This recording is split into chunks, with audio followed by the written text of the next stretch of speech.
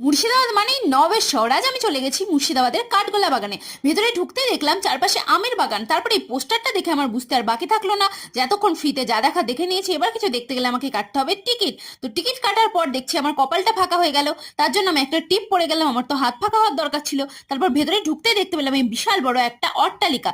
এবার তোমাদেরকে একটু ইতিহাসটা বলে দিই। এই বাগান বাড়িটা কিনেছিলেন চার ভাই, লক্ষ্মীপদ, জগপদ, মহিপদ, ধনপদ। তারা জগৎ শেঠের সাহায্যে তৎকালীন নবাবের কাছ থেকে এই বাগান বাড়িটা কেনেন। আর তাদের ছিল চার রানী, যারা এই পুকুরে স্নান করতো। তারপর তোমাদেরকে দেখাবো এই জনপ্রিয় মন্দির, এটার নাম পরেশনাথ মন্দির। এটা হচ্ছে একটা জৈন মন্দির। আর এখানে এই যে দেখতে পেলাম আমি সেই স্টেজ, যে স্টেজে নর্তকীরা রাজাদের মনোরঞ্জন করতো।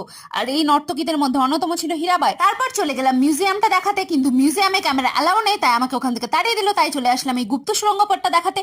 এই গুপ্ত সুড়ঙ্গ পথের মাধ্যমেই কিন্তু জগৎ শেঠের সঙ্গে চার ভাইয়ের যোগাযোগ থাকতো। এর ভেতর দিয়ে তারা যাওয়া আসা করতো। তারপর দেখতে পেলাম একটা সফটির দোকান, তাই এখানে আমি টেস্টি টেস্টি সফটি খেয়ে নিলাম।